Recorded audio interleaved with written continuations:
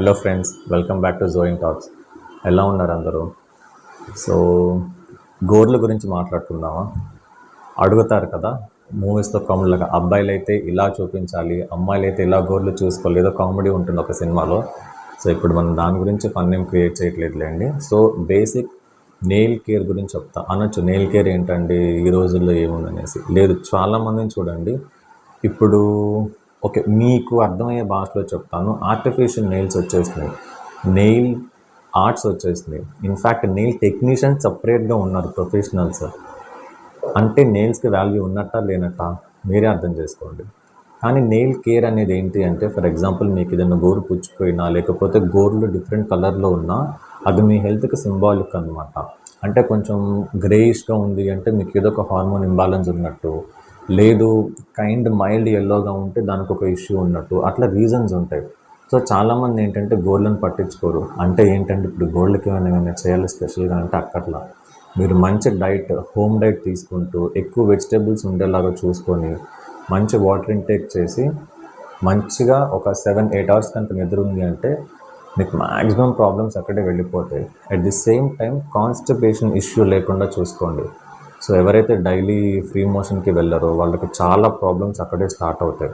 దానికి గోర్లకి సంబంధం ఏంటి అనొచ్చు.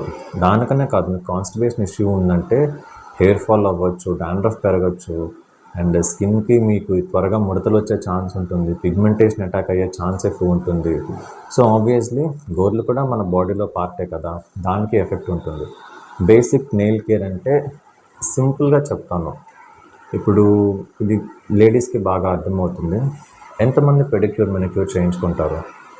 సో మీరు చక్కగా క్యూటికల్ క్రీమ్ అప్లై చేస్తారు, క్యూటికల్ని పుష్ చేస్తారు, రిమూవ్ చేస్తారు కదా, అండ్ నెయిల్ని చక్కగా ట్రిమ్ చేస్తారు, ఫైల్ చేస్తారు. కొంతమంది నెయిల్ పెయింట్ వేయించుకుంటారు.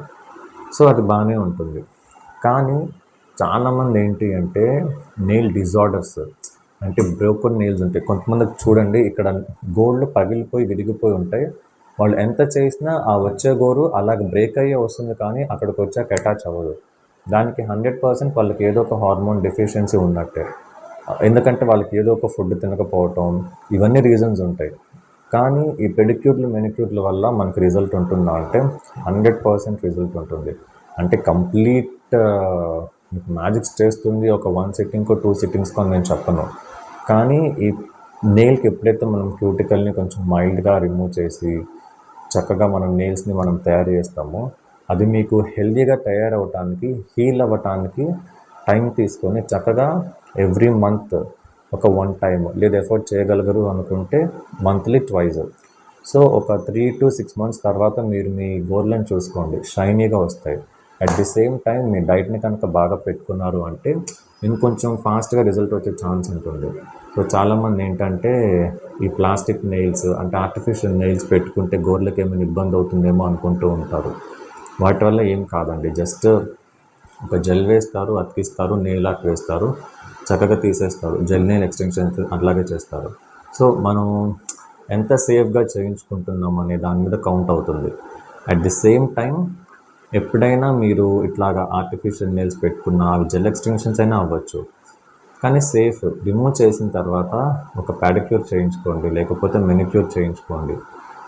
అంటే కొంచెం హెల్దీగా ఉండటానికి, మెయింటైన్ చేయడానికి బాగా పనికొస్తాయి. సో ఏమైనా డౌట్స్ ఉంటే కింద కామెంట్ సెక్షన్లో పెట్టండి, రెక్టిఫై చేయడానికి ట్రై చేస్తాను. బాయ్.